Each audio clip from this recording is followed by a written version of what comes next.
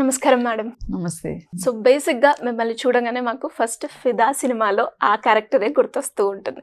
కానీ ఆ తర్వాత కేవలం మీ గురించి చూస్తూ ఉంటే యాక్టర్ కాదు ఈవిడ. ఫస్ట్ టీచర్, ఆ తర్వాత ఆర్ట్ మీద ఈవిడకి ఎక్కువగా ఇంట్రెస్ట్ అని మాకు తెలిసింది. సో ఆ టీచర్ జర్నీ అన్నది ఎలా స్టార్ట్ అయిందంట? తాకట్టులో ఉన్న బంగారాన్ని విడిపించి ఆ రోజు ఆన్లైన్ రేటుకే మేము కొంటాం. Sharma gold company. అంటే నాకు ఫస్టే నాకు టీచింగ్ ఆఫర్ వచ్చింది. నాకు టీచింగ్ చేయాలని లేకుండా ఉండే నాకు.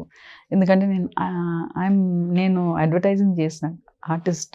Okay. Textile designing, advertising, graphic art అన్నీ చేసిన. సో నాకు ఓన్గా ఏదైనా చేసుకోవాలని అనుకునేదాన్ని నేను. అయితే అట్లనే నేను అడ్వర్టైజింగ్ ఫార్మస్యూటికల్ ఎయిడ్స్కి అంతా చేసినాక పెళ్ళి అయినాక అసలు ఉద్యోగం చేయొద్దు అని అన్నారు మా వారు.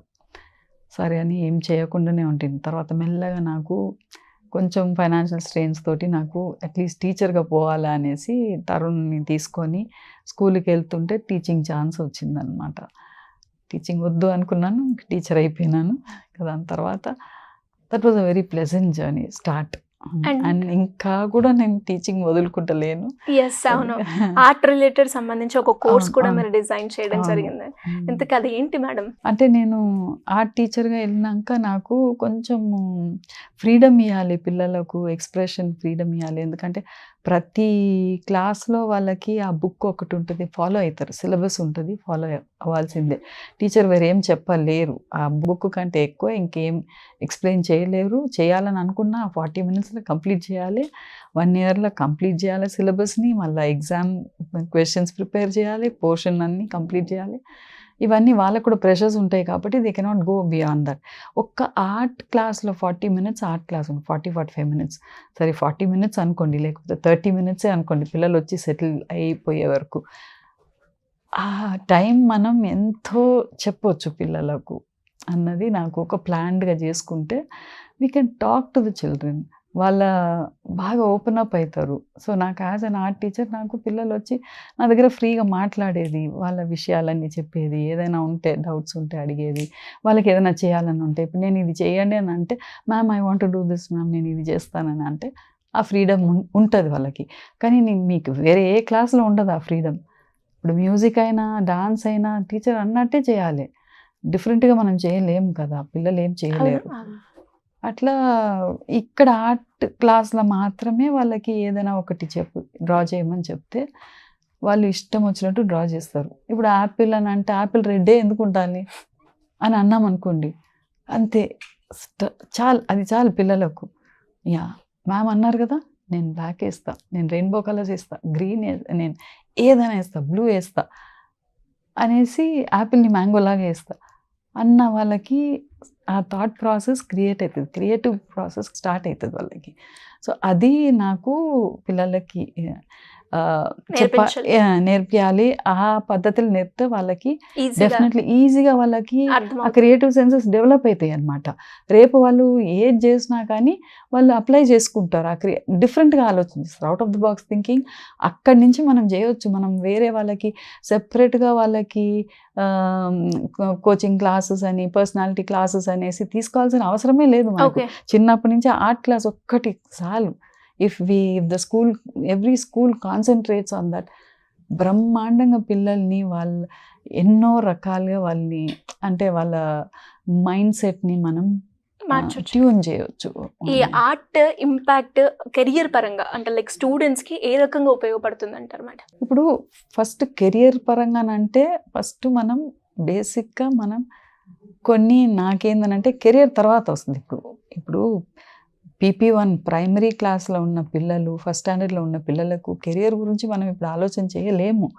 10th వచ్చినాక 10th వరకు డాక్టర్ అవుతానంటారు, 10th తర్వాత 11th వచ్చే వరకు నేను ఇంజనీర్ అవుతాను అంటారు, తర్వాత నేను ఇదే అవుతాను అది అవుతాను. వాళ్ళది మారుతూనే ఉంటుంది, మనం ఫోర్స్ చేయలేము కూడా. సో వాళ్ళకి చిన్నప్పటి నుంచి వాళ్ళకి ఏందనంటే వాళ్ళకి కొంచెం వాళ్ళకి ఫస్ట్ థింగ్ మనం రిలేషన్షిప్, ఫ్రెండ్షిప్, దాని గురించి, తర్వాత వచ్చి నేచర్ గురించి, ఇవన్నీ ఇంపార్టెన్స్ వాళ్ళకి ఆర్ట్ ద్వారా నేర్పించుకుంటూ వస్తే దాని తర్వాత లేటర్ ఆన్ ఫస్ట్ మనకు ఆ పర్సనాలిటీ స్కిల్స్ ఇక్కడ దీంట్లో నుంచే కదా స్టార్ట్ కావాలి. Yes. దాని తర్వాత కెరియర్ అన్నది they will mould themselves. Career ఒక ప్రొఫెషన్ చూస్ చేసుకోవాలంటే ఇంటర్వ్యూస్ తీసుకుంటారు. ఇంటర్వ్యూస్ తీసుకున్నప్పుడు ఎన్ని నోటీస్ చేస్తారు అంటే డోర్ నుంచి చైర్లో వచ్చి కూర్చొనే వరకే 50 మార్క్స్ పడిపోతుంది. తర్వాతనే ఓపెన్ చేసి ఒక్క సెంటెన్స్ మాట్లాడగానే నెక్స్ట్ తెలుసుకుంటారు is he capable for the post or not అన్నది. సో మనం ఇక్కడి నుంచే స్కూల్ నుంచే ప్రిపేర్ చేయాలి వాళ్ళని. ఒక సైన్స్, మ్యాథ్స్, జాగ్రఫీ అన్నీ ఎస్ఎస్ అన్నీ నేర్చుకుంటారు. ప్లస్ ఈ స్కిల్స్ అన్నీ కూడా ఉంటే they will walk out confidently out of the school. 10 ఏండ్లు ఒక స్కూల్లో ఉంటున్నారు. They are spending more time in the school than in the house. So every institution is really responsible okay. కదా. సో ఈ ఆర్ట్ నేర్చుకోవడం వల్ల మీరు చెప్పడం జరిగింది లైక్ మనకి రిలేషన్షిప్ పరంగా, పర్సనాలిటీ డెవలప్ పరంగా మనకి గ్రోత్ ఉండే అవకాశం ఉంటుందని. చాలా ఇంకా ఎలాంటి బెనిఫిట్స్ ఉన్నాయి మేడం ఈ ఆర్ట్ పరంగా మనం చూసుకున్నట్లయితే? అంటే వాళ్ళకి కలర్ స్కీమింగ్ ఉంటుంది, కలర్ చాయిసెస్ ఉంటుంది. అంటే కలర్స్ అని అంటే మనం ఈ కలరే కావాలి అనేది కాదు, డిఫరెంట్గా వాళ్ళు తీసుకోవచ్చు. తర్వాత ఒక సిచ్యువేషన్ వచ్చింది అనుకోండి, అందులో వచ్చి వాళ్ళు స్టక్అప్ అయిపోరు. ఈ క్రియేటివ్ సెన్సెస్ ఉంటే they will come out of it. అరే ఇది కాకపోతే ఇంకొకటి చేసుకోవచ్చు అన్న మెంటాలిటీ క్రియేట్ అవుతుంది వాళ్ళకి. మళ్ళీ ఇంకొకటి ఏదైనా ఇప్పుడు లైఫ్ అన్నాక అందరికీ అప్స్ అండ్ డౌన్స్ ఉంటుంది, బ్యాలెన్స్ చేసుకోగలుగుతారు వాళ్ళు. ఐ కెన్ అష్యూర్ యూ ఇది మాత్రం కంపల్సరీ. ఎందుకంటే కొంచెం సేపు వాళ్ళకి ఏదైనా అయితే బాధపడతారు, కొంచెం తర్వాత immediately they will come out of it. ఎందుకంటే that mind is always creative. So madam బేసిక్గా మనము స్కూల్స్ అనగానే మనకి ఎంతసేపు ఎడ్యుకేషన్ పరంగానే చాలామంది ఆలోచిస్తూ ఉంటారు. ఎడ్యుకేషన్ తోటి ఆర్ట్ అనేది ఎంతవరకు అవసరం అంటారు ప్రతి స్టూడెంట్కి? డెఫినెట్ అవసరమే. ఇప్పుడు ప్రతిదీ ఇప్పుడు సైన్స్ నుంచి వాళ్ళు తీసుకోండి, మెటమార్ఫోసిస్ అని తీసుకుంటారు, life cycle of the butterfly అని తీసుకుంటారు కదా. అవును. అంటే దాంట్లో ఏంది, ఆ క్యాటర్పిల్లర్ వచ్చి తిని తిని తిని లావ్ అవుతుంది. ఒక్క స్టేజ్లో దానికి రియలైజేషన్ వస్తుంది, క్రిసలిస్ లాగా రెస్ట్ పండుకుంటుంది, దాని తర్వాత అది ఎమర్జ్ అవుతుంది. అట్లనే చిన్నప్పుడు నీకేం కావాలనో తిను, మంచిగా తిను. అంటే ఇప్పుడే ఇది తినొద్దు, అది తినొద్దు, ఇది ఫ్యాట్, అది ఇది అనేది కాదు, తినాలి. తిన్నాక ఒక స్టేజ్ వచ్చినాక అర్థమవుతుంది. ఇప్పుడు ఐ వాజ్ వెరీ ఫ్యాట్, బాగా తినేదాన్ని. ఒక స్టేజ్ వచ్చినాక ఓకే ఇది తప్పు, అంటే ఎక్కువ తినొద్దు, we have to cut down. మనం ఫిజిక్ గురించి కానీ హెల్త్ గురించి కానీ we have to maintain a proper diet అన్నది ఉంటుంది. ఆ క్రిసలిస్ స్టేజ్ అనమాట. దాని తర్వాత you will definitely come out emerging like a butterfly. అంతే కదా. అట్లా పిల్లలకి చెప్తే వాళ్ళకి they will understand that lesson better and they will also understand themselves better అన్నది నాకు. గ్రేట్. అండ్ మీరు చెప్తూ ఉంటే థియరిటికల్ కన్నా మనకి ప్రాక్టికల్ నాలెడ్జ్ అనేది చాలా ఇంపార్టెంట్ అని తెలుస్తూ ఉంటుంది అండ్ అందరికి కూడా తెలుసు. అలా ఇప్పుడు మనం ఈ ఆర్ట్ పరంగా మనం చూసుకున్నట్లయితే ప్రాక్టికల్స్ ఉంటాయంటారు మేడం? ఏది చెప్పినా కూడా డీల్ చేసే విధానం ఏ విధంగా ఉంటుంది? అదే ఇప్పుడు సైన్స్ టీచర్ ఈ ఎక్స్ప్లెనేషన్ ఇవ్వలేదు, తను అవును ఇవ్వాలని అనుకున్నా ఆమెకు టైం ఉండదు. She cannot concentrate on all those things.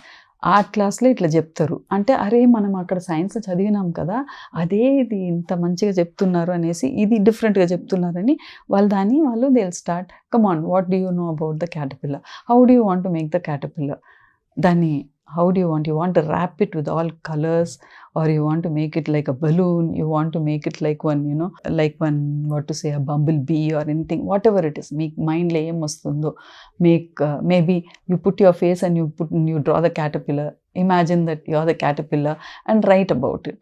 దాని గురించి కొంచెం రాయండి. అది ఏం చేస్తుంది, తింటనే ఉంటుంది. So what do you feel like? You want to write something about story of a caterpillar, story of a chrysalis, story of pupa stage, or story of the butterfly. You're the butterfly. So you're going to emerge out beautifully once you finish your studies and everything. So now how do you want to project yourself as the life cycle of a butterfly? అన్నది చెప్తే sir వాళ్ళు ఏదైనా ఒకరు caterpillar draw చేస్తారు, ఒకరు pupa draw చేస్తాడు, అంటే sleeping all the time అన్నట్టు, లేకపోతే ఒకడు బటర్ఫ్లైని డ్రా చేస్తాడు. So they will put it in their own senses అనమాట. ఫైనల్గా ఒక ఆర్ట్ గురించి చెప్పాలి అంటే ఒక 2 wordsలో ఏం చెప్తారు madam? Art is part of life, అంతే అంటారు? అంతే. Anyways thank you madam, thank you so much. Thank you.